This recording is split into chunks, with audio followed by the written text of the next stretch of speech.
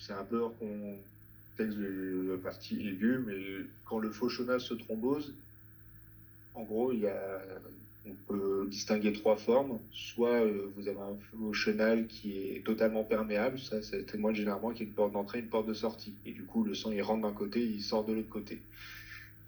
Et généralement, vous avez un flap qui va être au milieu de l'aorte et qui va s'équilibrer et les globules, ils vont aller soit d'un côté, soit de l'autre côté du flap. Et puis, vous n'allez pas vraiment avoir ce phénomène de malperfusion. Généralement, ça a très peu d'incidence en termes de malperfusion.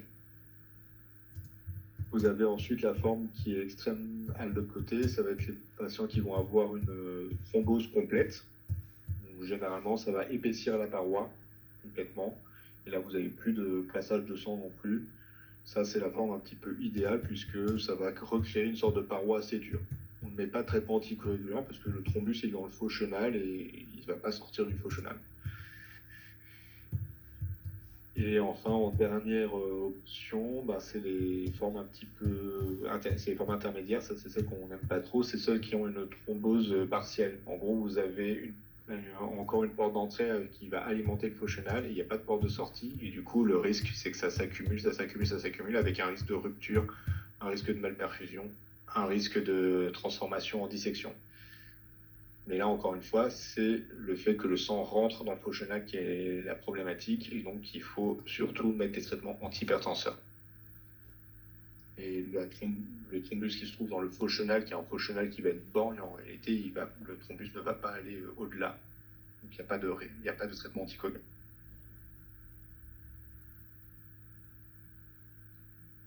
Il existe un risque important de dissection aortique dans le péricarde.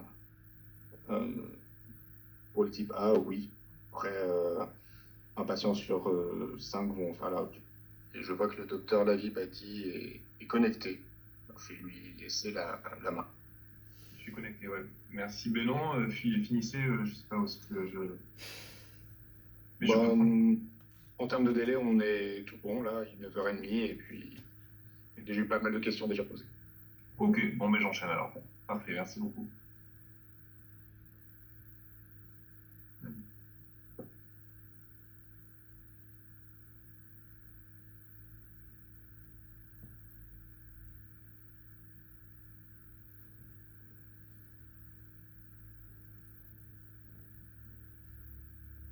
Ok, donc est-ce que quelqu'un peut me confirmer si vous m'entendez et si vous voyez mon écran? Confirme, et je vois l'écran. Parfait. Donc, on m'a demandé de vous parler de l'échographie dans les syndromes aortiques aigus. Donc, le sujet n'est pas si vaste que ça, donc ça va être assez court. L'idée, c'est de vous donner les grands principes, vous montrer des images pour montrer à quoi ça ressemble et à quoi vous devez vous attendre. Le préambule, c'est l'échographie transthoracique. Souvent, on se dit que c'est pas le bon examen pour évaluer l'aorte, qu'on voit pas l'aorte, alors qu'au final, il y a quand même pas mal d'incidences qui permettent d'évaluer l'aorte ascendante et descendante. Donc évidemment, vous avez la parasternale grand axe, vous connaissez tout le monde connaît, vous avez la racine aortique, mais vous avez aussi la voie susternale, vous voyez régulièrement bien la crosse. Vous avez la parasternale droite, vous voyez bien l'aorte ascendante, pas dans tous les cas, il faut être honnête. Donc ça, c'est assez rare de bien la voir. Par contre, ce que vous avez quasiment toujours, si vous êtes en coupe apicale de cavité, si vous décalez un peu votre deux cavités, donc c'est l'image en bas à droite, vous avez très bien l'aorte thoracique descendante. Évidemment, en sous-costal, vous avez l'aorte abdominale. Donc finalement, en ETT, c'est pas fait pour ça, mais si vous êtes dans le contexte de quelqu'un qui a une douleur thoracique, vous avez quand même des incidences qui vous permettent d'explorer l'aorte. Et au final, si vous avez toutes ces incidences qui sont normales, c'est quand même assez peu probable d'avoir une dissection aortique. Alors, qu'est-ce qu'on cherche? C'est quoi le diagnostic positif? Ça, vous savez tous, c'est ce fameux flap, ce voile intimal. Donc voilà, c'est un écho intra-aortique qui est plutôt épais, pulsatile, ça bouge beaucoup.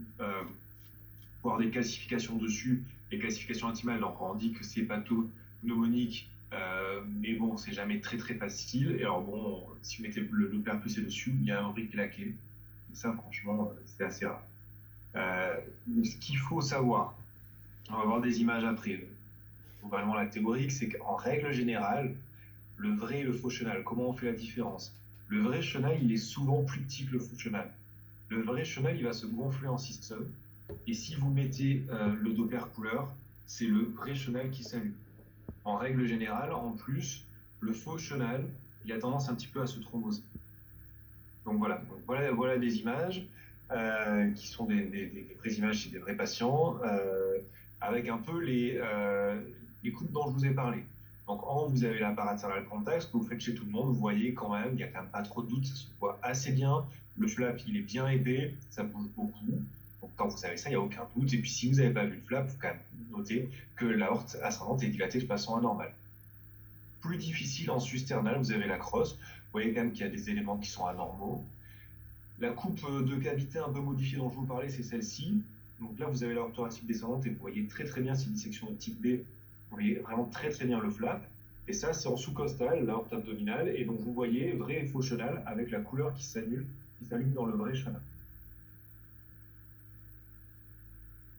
Finalement, il y a un autre truc auquel il va falloir être attentif, c'est les signes indirects. Les signes indirects, c'est un peu des red flags. La dilatation aortique, l'insuffisance aortique, l'épanchement péricardique et dans une moindre mesure la synthétique segmentaire s'il y a ça gêne les coronaires et qu'il y a l'infarctus associé. Mais finalement, si vous, à votre niveau, vous êtes aux urgences, vous êtes en USI, vous êtes en réa, faites une échographie pour une douleur thoracique, avoir un épanchement associé à une dilatation aortique, un épanchement associé à une insuffisance aortique qui n'était pas connue, ça c'est gros red flag. Possiblement, c'est une dissection aortique, donc il va falloir y penser. Ensuite, vous avez l'ETO. Où l'ETO, c'est comme le TT, sauf qu'on y voit mieux. Là, c'est quasi impossible de ne pas faire le diagnostic. En gros, dans les papiers, la sensibilité spécificité, on est à 98% et plus de 95%. Donc, globalement, il n'y a pas trop de doute. Mais on va le voir après, c'est un examen que vous allez assez peu utiliser pour le diagnostic. Ça va plutôt être au bloc opératoire pour guider la chirurgie. Donc ça, c'est des images qui sont en fait finalement, vous faites tout au bloc opératoire pour des dissections qu'on va opérer, pour vous montrer à quoi ça ressemble. Donc finalement là, généralement, on se met en 3 cavités, vers 130-150 degrés. Vous voyez qu'il y a toutes les variétés, mais quand même à chaque fois, il n'y a pas trop de doute. Un flap, ça se voit bien. Donc voilà, donc là, vous avez le flap qui vient un peu capoter dans la valve aortique, celui-là qui est plus loin, celui-là qui respecte complètement la racine aortique. Là aussi, vous avez un petit peu de tout, globalement, et ça, il va falloir savoir le décrire, et je vais vous expliquer pourquoi après.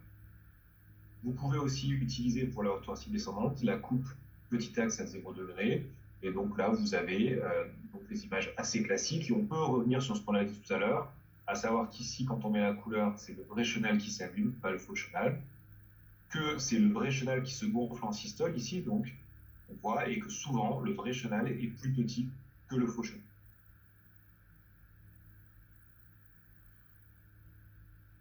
Quand vous avez de la chance, vous arrivez à tomber sur les portes d'entrée, et donc ça c'est intéressant pour le chirurgien, sachant que quand même l'examen le plus pertinent qui va vous donner quand même toutes les informations, c'est le scanner, on va y revenir. Donc ça c'est une échographie que j'avais fait sur un simulateur et que je vais vous montrer pour vous montrer en pratique comment est-ce qu'on fait une ETO pour une dissection, enfin en tout cas comment est-ce qu'on l'a fait nous pour une dissection chez les patients qui arrivent au bloc opératoire. Donc il y a un petit biais, c'est les patients qui ont déjà le diagnostic. Donc on commence toujours par faire une 4 cavités et là qu'est-ce qu'on note? Je vous l'ai dit, signe indirect, vous avez un épanchement péricardique. Ensuite, quand on est à 0 degré comme ça, une coupe qui est intéressante sur l'aorte ascendante, c'est de retirer la sonde, comme ça vous retirez votre sonde en restant à 0 degré et vous avez donc ici l'aorte ascendante, l'artère pulmonaire, la veine cave supérieure et généralement vous voyez très bien l'aorte ascendante. Donc pour le diagnostic positif, on n'y pense pas trop à cette coupe, mais en œsophagien haut, comme ça en retirant la sonde, en restant à 0 degré, il n'y a pas grand chose à faire. Vous avez une très belle image sur l'aorte ascendante. Et donc là aussi, vous pouvez mettre la couleur, comme d'habitude, vrai chenal qui s'allume en couleur et qui se gonfle en système. Je vous l'ai dit, finalement, la coupe qu'on va plutôt utiliser, ça va être la coupe 3 cavités. Donc on va aller à 3 cavités, vers 150 degrés.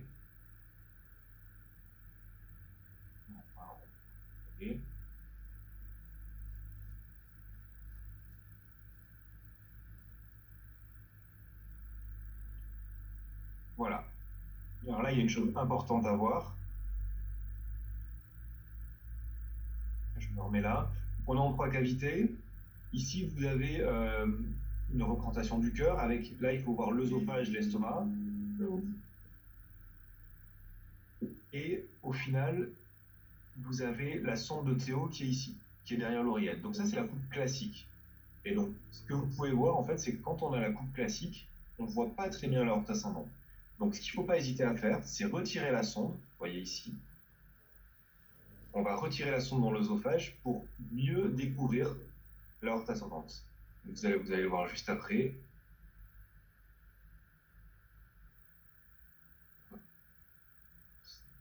Et ça.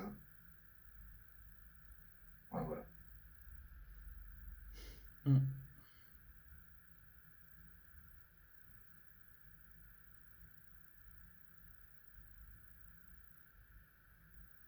Donc voilà, là on est un petit peu bas. Et donc on va se retirer pour bien exposer l'aorte ascendante. Voilà. Donc ensuite, ici, ce qui est important pendant la chirurgie, c'est donc le diagnostic positif, les éventuelles portes d'entrée, mais aussi est-ce qu'il y a une atteinte de la valve aortique. Donc ce qu'on va regarder, c'est la valve aortique, est-ce qu'elle est bicuspide, tricuspide, et est-ce qu'il y a une fuite. La deuxième chose qui est importante, c'est de savoir si la dissection, elle s'étend au niveau de la racine aortique. Quand je parle de racine aortique, je veux dire les sinus de Valsalva. Si jamais la valve aortique n'est pas atteinte, qu'elle n'est pas bicuspide, qu'il n'y a pas de dilatation ou d'atteinte des sinus de Valsalva, en fait, le chirurgien, ça va lui simplifier la vie, parce qu'il ne va pas être obligé d'opérer la racine aortique. Donc, il va pouvoir traiter au-dessus, mettre un tube sus-coronaire, et surtout, il n'a pas besoin de réimplanter les coronaires comme s'il faisait un maintien. Donc, en fait, ça, c'est capital pour le chirurgien, de savoir d'où ça démarre, et savoir s'il peut préserver ou non la valve aortique. Ouais, donc là, à la fin, j'exagère vraiment le mouvement de retirer la sonde dans l'œsophage. On ne voit plus que l'aorte ascendante, et ça aussi, vous pouvez l'utiliser. Quand vous êtes en trois cavités, vous retirez votre sonde plus haut dans l'œsophage. Généralement, vous voyez très bien l'aorte ascendante. Donc, il y a des pièges classiques. Généralement, le principal, c'est l'artefact de réverbération ou de miroir. Donc, généralement, c'est une espèce de réverbération, que ce soit en ETT ou en ETO, de la paroi de l'aorte dans l'aorte. Donc, ça vous fait une espèce de faux flap. Donc, maintenant que vous avez vu des images de flap, généralement, on ne peut pas vous faire avoir. Ça ne ressent pas, ça ne bouge pas. C'est pas du tout la même chose, c'est pas épais. Le tips, habituellement, c'est de mettre le TM. Et quand vous mettez le TM, vous voyez que ça bouge exactement de façon synchrone avec la paroi de l'aorte. Donc, c'est un artefact de réverbération. Une façon de s'en sortir, bon voilà, ça coûte un peu d'argent, ça se fait plus au labo que lorsque vous êtes aux urgences. On peut utiliser le produit de contraste, type Sonovue. Et finalement, quand vous mettez du produit de contraste, généralement, quand vous avez une dissection comme ici, donc là il y a une dissection, il y a un doute sur un flap, vous mettez du produit de contraste, ça va opacifier la vraie lumière et pas la fausse lumière. Alors ça, c'est vraiment au début, parce qu'après, s'il y a effectivement des portes d'entrée, ça finit par un peu opacifier. Si vous regardez l'injection de votre Sonovue, généralement, vous pouvez faire la différence. Donc si ça vous arrive en fait au laboratoire d'échographie, vous avez un doute sur un flap dans l'aorte ascendante, c'est un peu bizarre, ben, généralement, si vous injectez du contraste et que vous regardez le passage du contraste, généralement, ça lève votre doute. Mais avec le TM, on s'en sort souvent. Les autres pièges classiques, bon, voilà, il y a quand même pas mal de choses qui sont dans les bouquins qui, en réalité, posent pas vraiment de problème. Le problème principal du piège diagnostique, c'est vraiment cet artefact de réverbération. Et une fois que vous êtes fait piéger, une ou deux fois, vous ne faites plus piéger. Et ce que je dis à chaque fois, c'est que mieux vaut faire un scanner pour rien que se tromper. Donc, si vous êtes dans cette situation, vous ne savez pas, vous demandez un scanner. Et du coup, vous faites votre apprentissage et le patient va bien.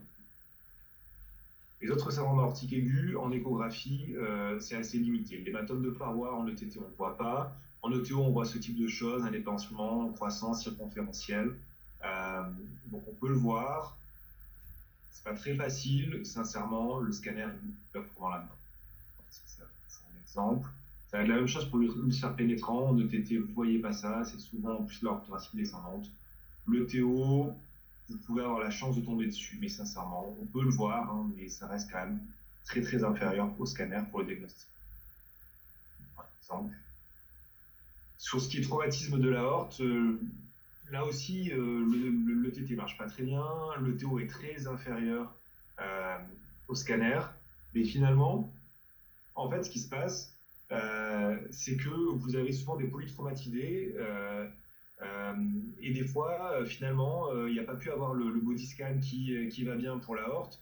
Et on va vous demander, alors que le patient est en train de se faire opérer d'autres choses, de vérifier. Ou alors il y a eu un doute au scanner, on vous demande en OTO de vérifier pendant le bloc de sa chirurgie, je ne sais pas, abdominale en urgence. Donc, bon, c'est quelque chose qu'il faut connaître, qu'il faut savoir faire. Euh, et souvent, c'est ce qu'on appelle des ruptures sous-adventicielles. Donc, en fait, c'est pas tout à fait comme une dissection. Cette fois-ci, il y a l'intima et la média qui pètent, donc il n'y a plus qu'adventice. Et ça donne des aspects de faux anévrisme, en fait, de l'aorte, de pré-rupture. Donc, qui, au final, en règle générale, malgré tout, sont plus ou moins vus ou suspectés au scanner. Et quand vous faites le TO, vous savez à peu près où se situe la chose. C'est souvent au niveau de l'isthme. Et donc, vous allez le voir en ETO et vous voyez assez bien. Voilà, tout ça, on laisse tomber.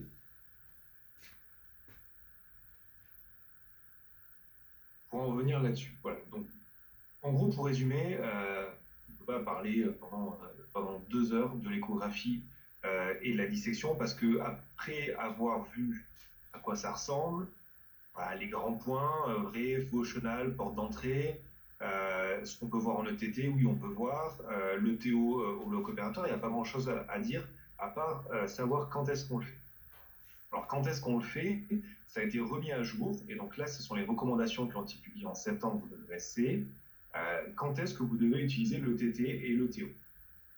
Donc, ils ont un peu repris ce qu'il y avait avant, sauf que ça s'est un peu mieux organisé sur le score de risque. Le score de risque, il y a eu quand même pas mal de publications qui montrent que ça marche, et donc vous devez d'abord faire un score de risque qui correspond en fait à des points qui sont liés à des facteurs de risque de dissection, donc par exemple marfan, antécédents familiaux, des facteurs de risque qui sont liés aux caractéristiques de la douleur, donc la douleur classique ou non de la dissection, et des caractéristiques qui sont plutôt hémodynamiques, qui sont liées à un déficit de perfusion, une instabilité hémodynamique, voire un souffle d'insuffisance aortique. Donc en fait, vous avez des points, à chaque fois que vous avez des points,